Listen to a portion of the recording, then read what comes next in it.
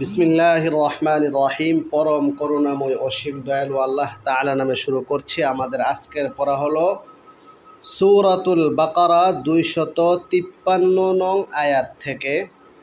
2 number পারা শেষ হয়েছে, 3 নাম্বার পারার শুরু থেকে। পারার বিবেচনায় একটা স্টেশনে আমরা পড়ছি, কিন্তু রুকুর বিবেচনায় এক আয়াত বাকি আছে। তো এই আয়াতটা হচ্ছে পূর্ববর্তী রুকুর সাথে সম্পৃক্ত, অর্থাৎ সূরাতুল বাকারার 32 নাম্বার রুকুর সাথে সম্পৃক্ত। 32 নাম্বার রুকুর শেষ আয়াত। 32 নাম্বার রুকুর মধ্যে মোট 6টি আয়াত রয়েছে। 6 আয়াতের মধ্যে 5 আয়াত শেষ হয়েছে। 6 নাম্বার আয়াত হলো আজকের আমাদের পড়ার আলোচ্য বিষয়। আমরা আগেও বলেছিলাম, কোরআন তরজমার হল করতে গেলে সর্বপ্রথম হচ্ছে বিশুদ্ধ ভাষায় কোরআনে কারীম তেলাওয়াত করা তাজবিদ সহকারে, তারপরে কঠিন কঠিন শব্দগুলোর অর্থ জানা, তাহকিকে সরফি, তাহকিকে নাহবি, তারপরে তারকিবি দৃষ্টিকোণ থেকে অনুবাদ। এটা হচ্ছে সবচেয়ে গুরুত্বপূর্ণ বিষয়, তারকিবি দৃষ্টিকোণ থেকে অনুবাদ। আমরা একটু তেলাওয়াত করে নেই, তারপর অনুবাদের দিকে খেয়াল করব ইনশাআল্লাহ। আউযু বিল্লাহি মিনাশ শাইতানির রাজিম। বিসমিল্লাহির রহমানির রহিম।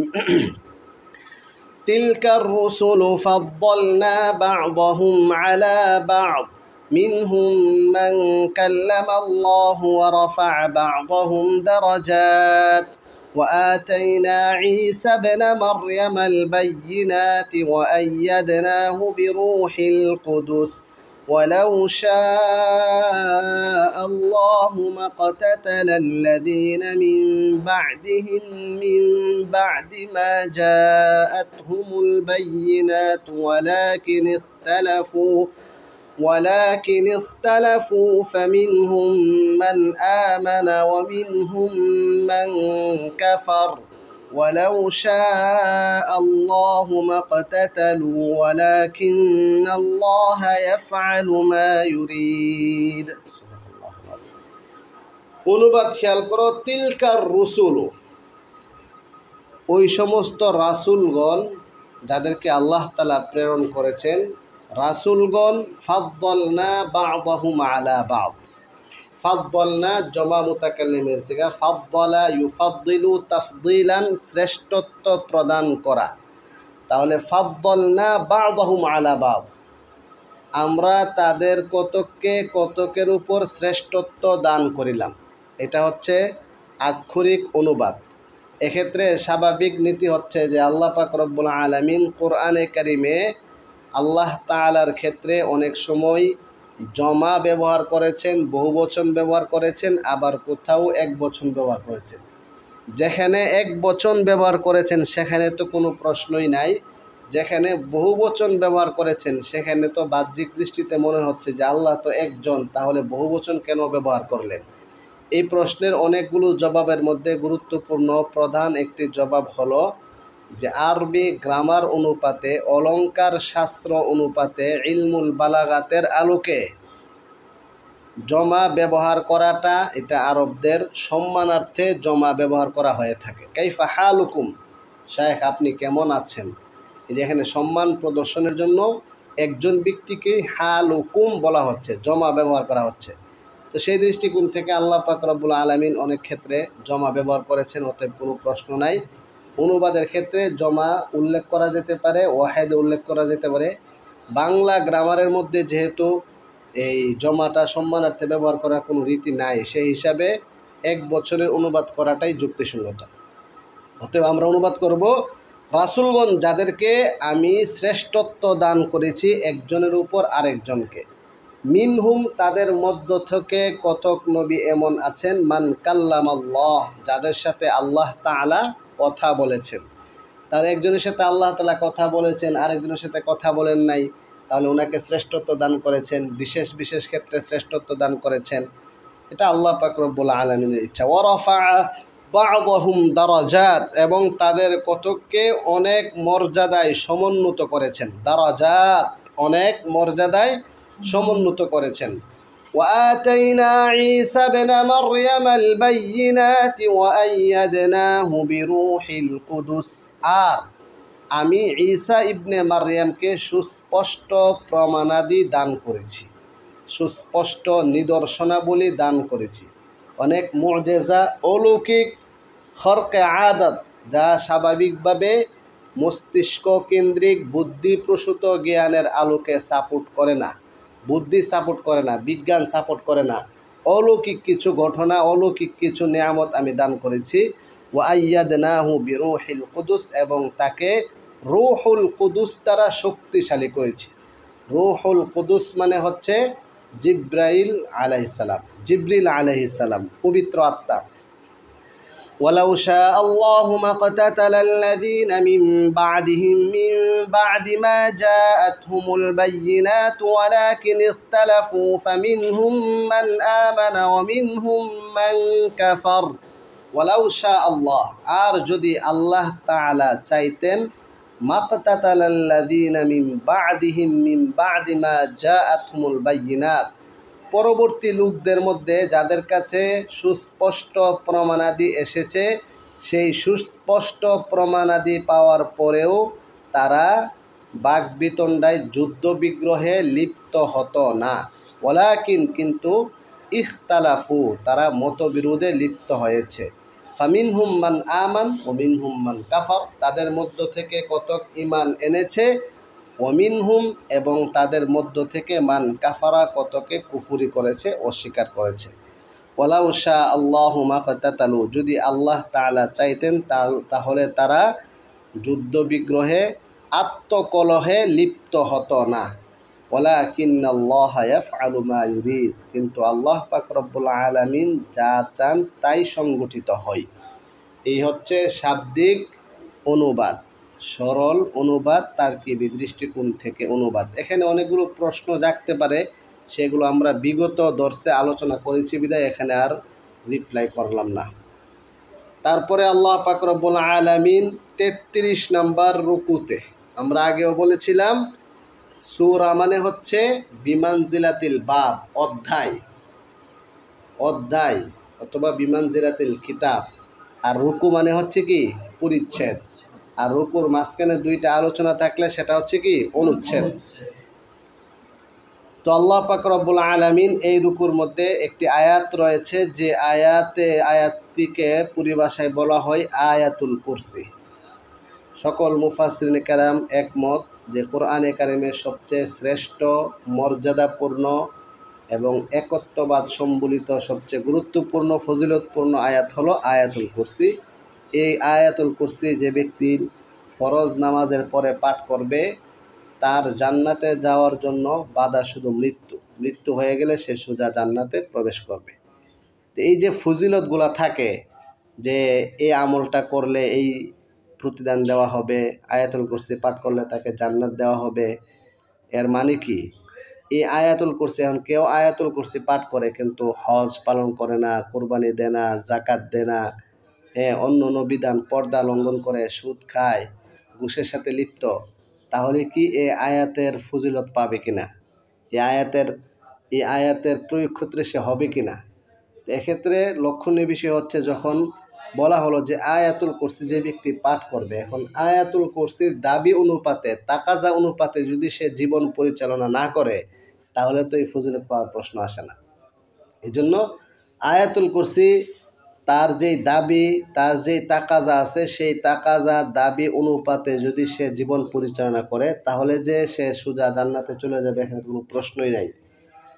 আয়াতুল কুরসির দাবি অনুপাতে যদি সে জীবন পরিচালনা না করে, মাঝে মধ্যে সে গুনাহে লিপ্ত হয়ে যায়, তাহলে আল্লাহ তাআলার ইচ্ছা, যদি আল্লাহ তাআলা তাকে ইচ্ছা করেন ক্ষমা করে দিতে পারেন, আর যদি ইচ্ছা করেন তাকে শাস্তি দিয়ে তারপরে জান্নাতে প্রবেশ করাতে পারেন।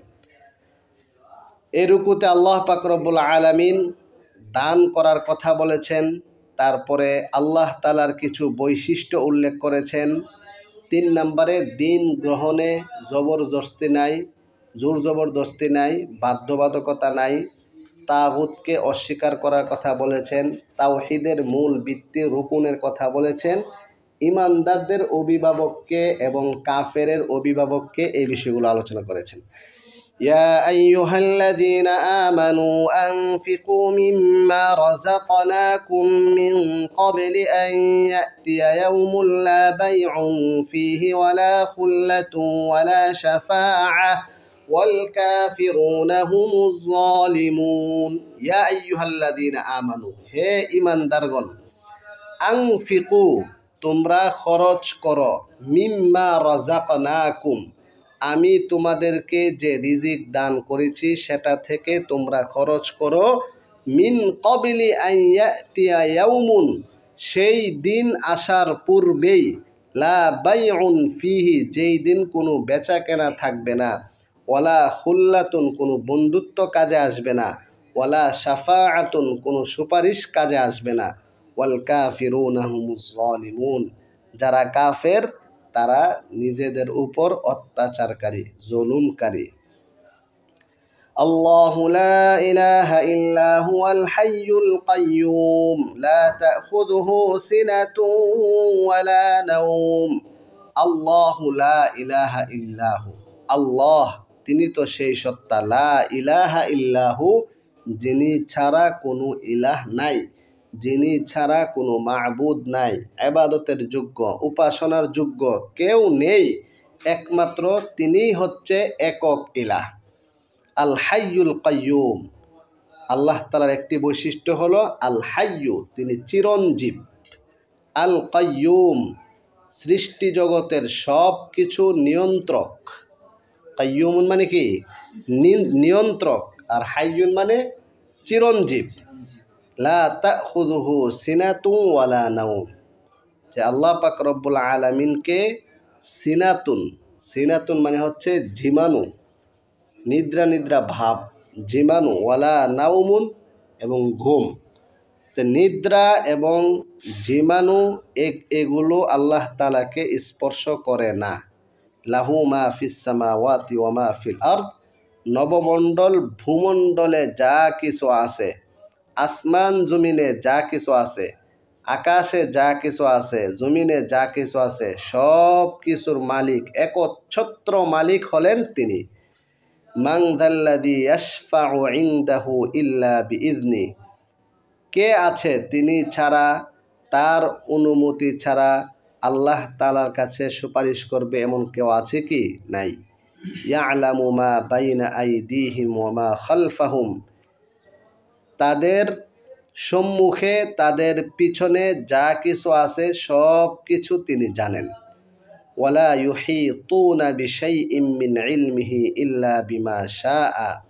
লা ইউহিতুন আহাতা ইউহিতু ইহাতাতান বাবে ইফআল থেকে ওয়ালা ইউহিতুনা বিশাইইম মিন ইলমি তার ইলমকে জ্ঞানকে কোনো কিছুই বেষ্টন করতে পারে না ইল্লা বিমা শাআ তবে তিনি যতটুকু ইচ্ছা করেন ততটুকু ওয়াসিআ কুরসিয়ুহু আস-সামাওয়াতি ওয়াল আরদ তার কুরসি তার সিংহাসন আসমান জমিন সব কিছুকে ঘিরে রাখে সব কিছুকে বেষ্টন করে রাখে সব কিছুকে আয়ত্তে রাখে ওয়ালা ইয়াউদুহু হিফযুহুমা এই আসমান জমিন সংরক্ষণ তাকে ক্লান্ত করতে পারে না লা ইয়াউদুহু তাকে ক্লান্ত করতে পারে না ওয়া হুয়াল আলিয়্যুল আযীম তিনি হচ্ছে মহান তিনি সর্বোচ্চ তিনি একমাত্র সত্তা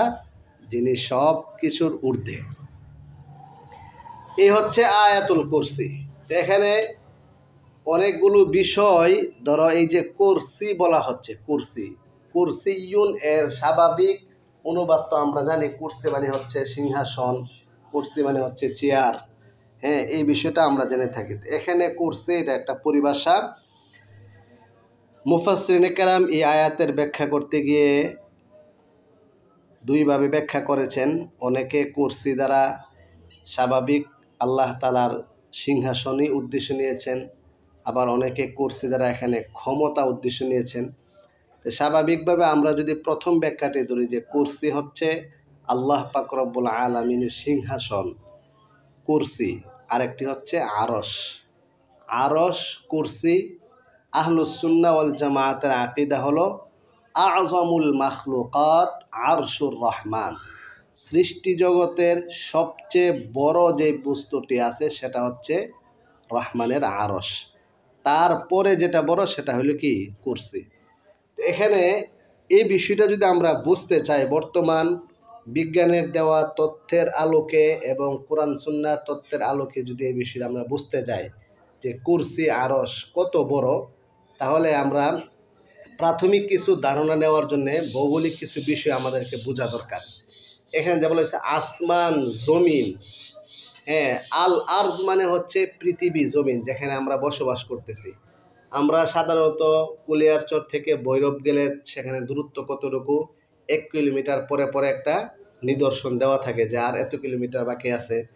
স্বাভাবিকভাবে একটা জেলার আয়তন কত, তারপরে একটা বিভাগের আয়তন কত, কয়েকটা বিভাগ মিলে একটা দেশ হয়, সেই দেশের আয়তন কত, কয়েকটা দেশ মিলে একটা মহাদেশ হয়, কয়েকটা মহাদেশ মিলে একটা পৃথিবী হয়। পৃথিবী হচ্ছে একটা গ্রহ, অনেকগুলো গ্রহ মিলে একটা সৌরজগৎ হয়, অসংখ্য অগণিত গ্রহ মিলে একটা জগৎ, এই জগৎটার নাম কি? সৌরজগৎ। এরকম অসংখ্য সৌরজগৎ মিলে একটা বিশ্ব হয়, এমন অনেক বিশ্ব মিলে একটা মহাবিশ্ব হয়। কথা বুঝছ? অনেক অসংখ্য সৌরজগৎ মিলে একটা গ্যালাক্সি হয়, আবার অনেকগুলো গ্যালাক্সি মিলে একটা মহাবিশ্ব হয়। কোনটা কতটুকু বড়? ধরো আমরা স্বাভাবিক পৃথিবী কতটুকু বড়? পৃথিবীর উপগ্রহ হলো চন্দ্র। চন্দ্র কতটুকু বড়? চন্দ্র থেকে তারপরে সূর্য, যে সূর্য থেকে আমরা আলো পাচ্ছি সেই সূর্য কত বড়? তো এই কমন কথাগুলো সাধারণ এই বিজ্ঞান নিয়ে যারা পড়াশোনা করছে এই কমন কথাগুলো জানা থাকার কথা। পৃথিবী থেকে সূর্য 13 লক্ষ গুণ বড়। কত গুণ? 13 লক্ষ গুণ বড় হইল সূর্য। এই সূর্যটাকে আমরা দেখতেছি একটা ফুটবলের সমান। তো এই সূর্যটা পৃথিবী থেকে কতটুকু দূরে অবস্থান করছে? এটা যদি পৃথিবী থেকে 13 লক্ষ গুণ বড় হয়ে এই অবস্থা হয়, তে এখন যে মহাশূন্য খালি জায়গাটা, এই খালি জায়গার মধ্যে একটা ফুটবলের সমান দেখা যায়, তাহলে আরও যে খালি জায়গা দেখা যাচ্ছে কত অসংখ্য খালি জায়গা, সেখানে কি পরিমাণ জায়গা, এরকম সূর্য কত কোটি কোটি সূর্য নিবে। তো স্বাভাবিক নীতি হচ্ছে একটা বস্তু যখন দূরে চলে যায়, যত দূরে যাবে সেই বস্তুটা মানুষের চোখের দৃষ্টিতে সেটা আরও আকৃতিতে ছোট দেখা যাবে। ছোট দেখা যাবে না? একটা বিমান দেখা যায় একটা পাখির সমান, কিন্তু কাছে গেলে কত বড়? 500 প্যাসেঞ্জার নিয়ে, 250, 300, 400 প্যাসেঞ্জার নিয়ে বিমানটা যায়, কত বড় এটা। কিন্তু উপর দিয়ে যখন যায় তখন কেমন ছোট দেখা যায় না? তো সূর্যটা যে এত ছোট দেখা যাচ্ছে, তো সূর্যের দূরত্বটা কতটুকু? দূরত্ব হচ্ছে প্রায় 15 কোটি কিলোমিটার। কতটুকু? 15 কোটি কিলোমিটার। 15 কোটি কিলোমিটার দূরে অবস্থান করছে সূর্য। আর এই সূর্যটা কতটুকু দেখা যায়? সূর্যের পৃষ্ঠের তাপমাত্রা হচ্ছে 6000 সেলসিয়াস। কত? 6000 সেলসিয়াস। সাধারণত 40 ডিগ্রি সেলসিয়াস হলে, 45 হলে আমরা গরমে অস্থির পেরেশান হয়ে যাই। গরমে একবার অস্থির থাকে, গাম অনবরত ঝরতে থাকে। আর সেখানে 40 না, 100 না, 1000 না, 6000 সেলসিয়াস ডিগ্রি তাপমাত্রা। তো চিন্তা করো, এই সূর্য যদি পৃথিবীর অর্ধহাত উপরে চলে আসে তখন কি অবস্থাটা হবে, তাপমাত্রার কি অবস্থাটা হবে, এগুলো চিন্তার বিষয়। আমরা আলোচনা করতেছিলাম যে আসলে কুরসিটা কতটুকু বড়, এটা বোঝার জন্য আমরা সূর্যের বড়ত্বটা জানলাম। এখন এই সৌরজগৎ, অসংখ্য সৌরজগৎ মিলে হলো একটা গ্যালাক্সি। আমরা যেই গ্যালাক্সিতে বসবাস করছি সেই গ্যালাক্সির নাম হচ্ছে মিল্কওয়ে গ্যালাক্সি। নাম কি? হ্যাঁ, মিল্কওয়ে গ্যালাক্সি। কিছু এই 10-12 বছর আগে তোমার একটা নতুন গ্যালাক্সি আবিষ্কার করছে বিজ্ঞানীরা। সেই গ্যালাক্সিটা আমরা যে গ্যালাক্সিতে অবস্থান করছি তার থেকে দূরত্ব হলো 25 লক্ষ আলোকবর্ষ। একটা গ্যালাক্সি থেকে আরেকটা গ্যালাক্সির ন্যূনতম দূরত্ব প্রমাণিত কত? 25 লক্ষ আলোকবর্ষ। 25 লক্ষ আলোকবর্ষের দূরত্বটা কতটুকু এটা তুমি বুঝো? এটা একটু বুঝো, তারপরে দেখবা যে মেমোরি হ্যাং হয়ে যাওয়ার কথা। মাথা এটা চিন্তা করলে যে কত বিস্তৃত আর কি পরিমাণ বিশালত্ব, এটা তো বলে শেষ করা যাবে না। এখনও যতটুকু মানুষ বিজ্ঞান আবিষ্কার করতে পারছে, এটা বা আরও বিজ্ঞানের আবিষ্কার বাহিরে আর কি পরিমাণ বিস্তৃতি, সেটা তো জানাই নাই আমাদের। এরপরে কোরআন হাদিসের তথ্যের আলোকে প্রথম আসমানের দূরত্ব, ঘনত্ব, বরত্ব, তারপরে দ্বিতীয় আসমান দূরত্ব, বরত্ব, ঘনত্ব, তৃতীয়, চতুর্থ, পঞ্চম, ষষ্ঠ, সপ্তম, তারপরে কুরসি। আবার সেই কুরসি 7 আসমান 7 জমিনকে বেষ্টন করে রাখছে। তাহলে কুরসিটা কত বড়, সেদিকে আমরা যাচ্ছি। অল্প সময় শেষ করে ফেলি। যে এখানে আলোকবর্ষ মানে এক আলোকবর্ষ, আলোর একটা গতি আছে, বুঝছো? 1 সেকেন্ডে আলো এতটুকু দূরে যায়। আলোর একটা গতি আছে নির্ধারিত, 1 লক্ষ কত কিলোমিটার যে তোমার প্রতি এই সেকেন্ডে আলোর গতিটা এত। তো 1 সেকেন্ডে আলোর গতিটা যতটুকু দূরে যায়, 1 ঘন্টায় কতটুকু দূরে যাবে, 2 ঘন্টা, 1 দিন, 3 দিন, 1 মাস, 1 বছর। 1 বছরে আলোর গতিটা যতটুকু দূরে যাবে, এই পুরাটা দূরত্বকে বলা হয় 1 আলোকবর্ষ। কথা বুঝছো?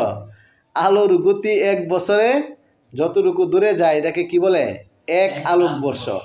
তাহলে 25 লক্ষ আলোকবর্ষ। এখন বুঝছো দূরত্বটা কি পরিমাণ হতে পারে, কি পরিমাণ হতে পারে? তাহলে একটা গ্যালাক্সি থেকে আরেকটা গ্যালাক্সির দূরত্ব 25 লক্ষ আলোকবর্ষ। এখন এরকম অসংখ্য অগণিত গ্যালাক্সি আছে। কথা বুঝছো? কত কোটি কোটি অসংখ্য তারকা আছে, আরও কত কিছু আছে, ব্ল্যাক হোল আছে, তারকা, আর অনেক কিছু আছে। তুমি যদি এই বিষয়গুলো নিয়ে হালকা পড়াশোনা করো তাহলে জানতে পারবা। এই বিষয়ে ইউটিউবের মধ্যে অনেক ভালো ভালো চ্যানেলও আছে যেখানে এই তথ্যগুলো দেওয়া থাকে। তো এই সব কিছু হচ্ছে প্রথম আসমানের নিচে। এখনও প্রথম আসমান, প্রথম আকাশ, পদার্থের যে আকাশ, সেটা এখনও বিজ্ঞান আবিষ্কার করতে পারে নাই। ভবিষ্যতে পারবে কিনা জানি না। এখন এত কিছুর পরে হইল প্রথম আকাশ। সেই প্রথম আকাশের পুরুত্ব, ঘনত্ব, মোটাটা যেটা, ওইটা হচ্ছে কামা বাইনা সামা ইওয়াল আর্থ। জমিন থেকে আসমান পর্যন্ত যতটুকু দূরত্ব, এতটুকু দূরত্ব হচ্ছে প্রথম আসমানের ঘনত্বটা, বরত্বটা, মোটা হওয়াটা। তাহলে চিন্তা করো প্রথম আসমান কী বড় হবে। তারপরে যে প্রথম আসমান থেকে দ্বিতীয় আসমান, এটা আবার কামা বাইনা সামা ইওয়াল আর্থ। পরের ঘনত্বটা আবার এভাবে এভাবে যাইতে যাইতে 7 আসমান যাবে। 7 আসমানের পরে অনেক কিছু আছে, বিভিন্ন তথ্য এখানে আছে এর মধ্যে। তারপর হইল কুরসি। সেই কুরসিটা এই 7 আসমানকে বেষ্টন করে রাখে। তাহলে কুরসিটা কত বড় হইতে হবে, কুরসিটা কি পরিমাণ বড় হলে পরে সেই 7টা আকাশকে বেষ্টন করবে, এটা বড়ত্বটা কি হবে। এখন আরও মজার তথ্য আছে। তারপরে হাদিস শরীফের মধ্যে সাহাবা একরাম জিজ্ঞাসা করছে, আরশের তুলনায় কুরসি কত বড়? আমরা তো জানি আযমুল মাখলুকাত আরশুর রহমান, সৃষ্টি জগতের সবচেয়ে বড় মাখলুক কোনটা? আরশ। এখন জিজ্ঞাসা আরশের তুলনায় কুরসিটা কত বড়? আল্লাহ রাসূল বলছেন, আরশের তুলনায় কুরসিটা হচ্ছে মরুভূমির মধ্যে যদি একটা আংটি পরে থাকে, তাহলে সে আংটিটা যেমন ছোট দেখায়, ছোট্ট একটা আংটি, ঠিক তেমন আরশের সামনে এই কুরসিটা হলো মরুভূমিতে আংটি পরে থাকার মতো। তাহলে এখন আরশ কত বড় হবে? জাস্ট একটু ধারণা দিলাম। এই বিষয়ে তোমরা পড়াশোনা করার জন্য বিজ্ঞানের দেওয়া কিছু যে তত্ত্ব, পৃথিবী গোল, পৃথিবী, তারপরে সৌরজগৎ, বিশ্ব, মহাবিশ্ব, গ্যালাক্সি, এগুলো সম্পর্কে জানো, আলোকবর্ষ সম্পর্কে জানছো, তাহলে এই বিষয়গুলো নিয়ে চিন্তা করতে হবে যে আসমান জমিন কত বড়, তারপরে কুরসি কত বড়, তারপরে আরশ কত বড়। তাহলে চিন্তা করো, আমরা যে শুনছি যে হাদিসের মাধ্যমে যে আমরা জানতে পারছি, একটা ব্যক্তিকে দুনিয়ার 10টা দুনিয়ার সমান, 10টা পৃথিবীর সমান জান্নাত দেওয়া হবে। তো এটা তো একটা গ্যালাক্সির মধ্যে লয়ে নেব। একটা গ্যালাক্সিও তো লাগতো না, কথা বুঝছো না? আর সেটা কত বড়, এগুলো চিন্তা করতে হবে। আল্লাহ তাআলা বলছে চিন্তাশীলদের জন্য আসমান জমিন সৃষ্টির মধ্যে, রাত দিনের পরিবর্তনের মধ্যে চিন্তাশীল এবং বুদ্ধিমানদের জন্য রয়েছে অনেক অনেক নিদর্শন। আমরা ছোটোখাটো অল্প জায়গা জমি নিয়ে আমরা আত্মকলহে লিপ্ত হয়ে যাই, ঝগড়াঝাটি বাকবিতণ্ডাতে লিপ্ত হয়ে যাই। অথচ আল্লাহ তাআলা যদি কোনো মানুষ আল্লাহ তাআলার আনুগত্য করে, আল্লাহ তাআলা তার জন্য কত বিশাল বড় জায়গা রেখে দিছে। তো এই বিষয়গুলো যদি আমরা চিন্তা করি তাহলে সাধারণত শয়তানের দোকায় পড়ে, কুমন্ত্রণা পড়ে স্বাভাবিক বিষয় নিয়ে, ছোট্টখাট্ট বিষয় নিয়ে ঝগড়াঝাটি করা এগুলো চলে যাবে। হৃদয়ের বিস্তৃততা, বিশালত্বতা চলে আসবে। আকাশ যেরকম বিস্তৃত বিশাল, মানুষের হৃদয়টাও এরকম বিস্তৃত, অসম্ভব, অপরিমেয়, সম্ভাব্য শক্তি এখানে আল্লাহ পাক রব্বুল আলামিন দিয়ে রাখছে। সেটাকে বিকাশ করতে হবে। আল্লাহ তাআলা আমাদের সবাইকে তৌফিক দান করুন। পরবর্তী আয়াত খেয়াল করো। لا إكراه في الدين قد تبين الرشد من الغي فمن يكفر بالطاغوت ويؤمن بالله فقد استمسك بالعروة الوثقى لا انفصام لها والله سميع عليم। আয়াতের বঙ্গানুবাদ হচ্ছে লা ইকরাহা ফিদ্দিন, ধর্ম দিন গ্রহণে বাধ্যবাধকতা নেই। খুব ভালো করে খেয়াল করো। এই আয়াত নিয়ে প্রচণ্ড পর্যায়ের পর্যাপ্ত বিভ্রান্তি রয়েছে।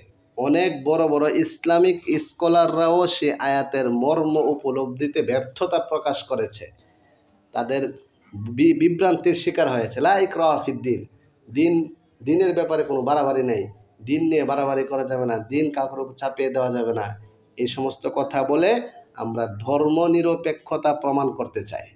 অনেকে এই আয়াত দ্বারা এই লা ইকরাহা ফিদ্দিন আর হলো লাকুম দীনুকুম ওয়ালিয়া দিন, এই দুই আয়াত দ্বারা ধর্ম নিরপেক্ষতা প্রমাণ করতে চাই। লাকুম দীনুকুম ওয়ালিয়া দিন, তোমার ধর্ম তোমার, আমার ধর্ম আমার, অতএব তুমি হিন্দু ধর্ম পালন করো, আমি এই ইসলাম ধর্ম পালন করি, কোনো সংঘাত নেই, আমরা ভাই ভাই হয়ে এক হয়ে চলবো। এই যে দৃষ্টিভঙ্গি, এটাকে আসলেই কোরআনিক দৃষ্টিভঙ্গি কিনা আমরা এখন দেখব। অনুবাদ শেষ হোক, তারপরে কদ তাবায়্যানা রুশদু মিনাল গায়্যি, আর রুশদ মানে সত্য পথ, সত্য, আর গায়্যুন মানে ভ্রষ্ট, মিথ্যা। সত্য মিথ্যার মাঝে পার্থক্য সুস্পষ্ট হয়ে গেছে। তাবায়্যানা সুস্পষ্ট হয়ে গেছে। ফামান ইয়াকফুর বিত্তাগুত, অতএব যে ব্যক্তি তাগুতকে অস্বীকার করবে, গায়রুল্লাহ ছাড়া যার ইবাদত করা, মানে আল্লাহ ছাড়া যার ইবাদত করা হয়, আল্লাহ ছাড়া যার ইবাদত করা হয় তাকে বলে তাগুত। তাগুত কাকে বলে? আল্লাহ ছাড়া যার ইবাদত করা হয়। কুল্লু মা উবিদা মিন দুনিল্লাহি মিনাল জিন্নি আউল ইনসি আউইস সনামি, আল্লাহ ছাড়া যে কোনো বিষয়ের ইবাদত করা হয় সেটা তাগুত। সেই তাগুতকে অস্বীকার করবে, ওয়ায়ুমিন বিল্লাহ, আল্লাহকে বিশ্বাস করবে, ফাকাদ ইসতামসাকা বিল উরওয়াতিল ওয়াসকা, তাহলে সে শক্ত মজবুত রশিকে আঁকড়ে ধরল। উরওয়াতুন মানে হচ্ছে রশি, ওয়াসকা মানে হচ্ছে মজবুত। বিল উরওয়াতিল ওয়াসকা, তাহলে মজবুত রশ্মিকে, মজবুত হাতলকে সে আঁকড়ে ধরল। লান ফিসামা লাহা, যা ছিঁড়বার নয়, ছিন্ন হবার নয়। আল্লাহু সামিউন আলিম, আল্লাহ তাআলা সর্বশ্রোতা, সম্যক অবগত। তাহলে এই আয়াত লা ইকরাহা ফিদ্দিন, এই আয়াত হয়তো মুহকাম, না হলে মানসুখ। যদি মানসুখ হয় তাহলে মানসুখ বি আয়াতিস সাইফ, এই আয়াত রহিত হয়ে গেছে। ইসলামের প্রাথমিক যুগে এই কারো উপর ধর্ম চাপিয়ে দেওয়া, ধর্ম গ্রহণ করতে বাধ্য করার বিষয়টি ছিল না। পরে যখন আয়াতুস সাইফ, কিতালের আয়াত, যুদ্ধের আয়াত যখন নাজিল হলো, তখন এই যুদ্ধের আয়াতের মাধ্যমে এই আয়াত মানসুখ হয়ে গেছে। অর্থাৎ তখন যুদ্ধের মাধ্যমে মানুষকে দ্বীনের দাওয়াত দেওয়া হবে। ইসলামের স্বাভাবিক নীতি, কোরআনের স্বাভাবিক দৃষ্টিভঙ্গি হলো অমুসলিমকে ইসলামের দাওয়াত দেওয়া হবে, ইসলামের সৌন্দর্য জ্ঞানগত আলোচনার মাধ্যমে তার সামনে প্রকাশ করা হবে। সে যদি গ্রহণ করে তাহলে আলহামদুলিল্লাহ, যদি গ্রহণ না করে তাহলে কী হবে? আসলিম তাসলাম, তুমি ইসলাম ধর্ম গ্রহণ করে শান্তি পাবে। ওয়া আলামু, আর জেনে রাখো, আন্নামাল আরদুলিল্লাহি ওয়ালি রসুলি, এই জমিন হচ্ছে আল্লাহ এবং আল্লাহর রসুলের। এই জমিনে থাকতে হলে ইসলাম ধর্ম গ্রহণ করতে হবে। যদি না করো তাহলে দুই অবস্থা, হয়তো যুদ্ধের জন্য প্রস্তুতি গ্রহণ করো, অন্যথায় ট্যাক্স দিয়ে থাকো। হাত্তা ইউতুল জিজিয়াতা আইয়াদি ওয়াহুম সাগিরুন, সুস্পষ্ট স্থিরকৃত মুহকাম বিধান হচ্ছে যে ইসলাম গ্রহণ করবা, না হইলে ট্যাক্স দিয়া হলে থাকতে হবে। যদি তুমি ট্যাক্স দিয়া ফেলো তাহলে লা ইকরাহা ফিদ্দিন, তাহলে তোমাকে ধর্ম তোমার উপরে চাপিয়ে দেওয়া হবে না। তুমি যে ধর্ম মানতেছো সেটা যদি মানতে চাও, ইসলাম ধর্মকে ট্যাক্স দিয়ে মানতে হবে। কথা বুঝছো? তাহলে মানসুখ হয়ে গেলে মানসুখ বিআয়াত হিসেবে, আর যদি মুহকাম হয় তাহলে এই আয়াতের অর্থ কি? যে ধর্ম নিয়ে বাড়াবাড়ি নাই, ধর্ম চাপিয়ে দেওয়া যাবে না, জোর জবরদস্তি করা যাবে না। কখন? যখন তুমি ট্যাক্স দিবা তখন তোমার উপরে ধর্ম চাপিয়ে দেওয়া যাবে না। এই তো এখন আমরা তো ইসলামী খেলাফত, ইসলামী রাষ্ট্রে আমরা নাই। ইসলামের এই জন্য ইসলামের এই সৌন্দর্য আমরা এখন দেখতে পাচ্ছি না। এ কারণে তো আমাদের উপর এখন জিহাদ ফরজ হয়ে রয়েছে। কথা বলছে না? ওয়াকাতিলুহুম হাত্তা লা তাকুনা ফিতনা, তাদের সাথে যুদ্ধ লিপ্ত থাকতে হবে যতক্ষণ পর্যন্ত কুফুর শিরিক ফিতনা নির্মূল না হয়। এখন তো কুফুর শিরিক ফিতনা নির্মূল হচ্ছে না। দিন পুরাটা আল্লাহ তাআলার জন্য হচ্ছে না, দিন কিছু গায়রুল্লাহর জন্য হচ্ছে, কিছু আল্লাহর জন্য হচ্ছে। কোরআনের বিধান কিছু আল্লাহর জন্য, কিছু গায়রুল্লাহর জন্য হচ্ছে। চোরের বিধান, জিনার বিধান, এই বিধানগুলো গায়রুল্লাহর জন্য হচ্ছে, আল্লাহ তাআলার জন্য হচ্ছে না। আল্লাহ তাআলার বিধান বাস্তবায়ন নাই। কথা বুঝছো না? এই জন্য নাসবুল ইমাম লিতানফিদিল ইসলামী ফারদুন ওয়া লাজিমুন। তাহলে লা ইকরাহা ফিদ্দিন আর লাকুম দীনুকুম ওয়ালিয়া দিন, এই দুই আয়াতের মাধ্যমে ধর্মনিরপেক্ষতা প্রমাণ করা সুস্পষ্ট বিভ্রান্তি ছাড়া আর কিছু নয়। যত বড় ইসলামিক স্কলার হোক না কেন, এই সমস্ত আয়াত নিয়ে দেখা গেছে যে তারা বিভ্রান্তিতে লিপ্ত। এই আয়াতের কথাই স্পষ্ট, লা ইকরাহা ফিদ্দিন, দিন গ্রহণে কাউকে বাধ্যবাধকতা করা যাবে না। কিন্তু যিনি দিন গ্রহণ করছেন তাকে বাধ্যবাধকতা করা যাবে কিনা? ধরো এখন তুমি বাংলাদেশের সংবিধান, বাংলাদেশের নাগরিক, তুমি বাংলাদেশের সংবিধান মেনে নিছো, তাহলে বাংলাদেশের সংবিধানের আলোকে তুমি যদি কোনো অপরাধ করো তাহলে তুমি শাস্তির সম্মুখীন হইতে না। এখন যদি তুমি ধর্মদ্রোহী, এই সংবিধান বিরোধী কোনো কাজ করো তাহলে তুমি রাষ্ট্রদ্রোহী হইতে না। তো এই জন্য ইসলাম কোরআনকে যে মেনে নিয়েছে, কোরআনকে যে ব্যক্তি সংবিধান হিসাবে মেনে নিয়েছে, সে যদি বিবিচারে লিপ্ত হয়, সে যদি চুরি করে ফেলে, চোরের কাজে লিপ্ত হয়, তখন কি কোরআনের বিধান তার উপর বাস্তবায়ন হবে না? তাকে কি তখন বাধ্য করা যাবে না যে তুমি কেন চুরি করছো, হাত কাটা হবে? তুমি কেন বিবেচনা করছো, তোমাকে এখন মেরে ফেলা হবে? তুমি কেন অন্যকে অন্যায়ভাবে হত্যা করছো, তোমাকে এখন কেসাস নেওয়া হবে? এক্ষেত্রেও বাধ্যবাধকতা করা যাবে। এবং অন্য ধর্মের যে সমস্ত লোকেরা আছে তাদের কাছে ইসলামের সৌন্দর্য ফুটিয়ে তুলতে হবে, দাওয়াত দিতে হবে। দাওয়াত গ্রহণ করলে আলহামদুলিল্লাহ, গ্রহণ না করলে দুই অবস্থা, যুদ্ধের জন্য প্রস্তুতি নিতে হবে, যুদ্ধে আসতে হবে, অন্যথায় জিজিয়া দিতে হবে। হ্যাঁ, বুঝছো? আল্লাহু ওয়ালিয়ুল্লাযীনা আমানু ইউখরিজুহুম মিনাজ যুলুমাতি ইলান নূর। আল্লাহ তাআলা হচ্ছে ঈমানদারদের অভিভাবক, তিনি অন্ধকার সমূহ থেকে আলোর দিকে বের করে নিয়ে আসেন। ওয়াল্লাযীনা কাফারু, এখানে অন্ধকার বলতে অস্তিত্বের অন্ধকার, কুফর, শিরিক, প্রশংসাপ্রিয়তা, প্রভুত্বপ্রিয়তা, অহংকার, এই জাতীয় বৈশিষ্ট্যগুলো থেকে বের করে আলোর দিকে নিয়ে আসেন। আর ওয়াল্লাযীনা কাফারু, আর যারা কাফের তাদের অভিভাবক, আউলিয়া উহুম, তাদের অভিভাবক হচ্ছে আত-তাগুত। তাদের অভিভাবক কি? তাগুত। তাগুত মানে হচ্ছে যে গায়রুল্লাহ ছাড়া, মানে আল্লাহ ছাড়া গায়রুল্লাহর ইবাদত করা হয়। ইউখরিজুনাহুম মিনান নূরি ইলা যুলুমাত, তাদেরকে নূর থেকে বের করে অন্ধকারের দিকে নিয়ে যায়, প্রবৃত্তি পূজার দিকে নিয়ে যায়। উলাইকা আসহাবুন নারি হুম ফিহা খালিদুন, এরা হচ্ছে জাহান্নামের অধিবাসী, সেখানে তারা চিরস্থায়ী থাকবে। এই রুকু শেষ হইল। সামনে থেকে 34 নম্বর রুকু ইনশাআল্লাহ আমরা আগামীকালকে আল্লাহ তাআলা তৌফিক দিলে 34 নম্বর রুকু পড়ব। আর কোনো প্রশ্ন আজকাল? বিসমিল্লাহির রহমানির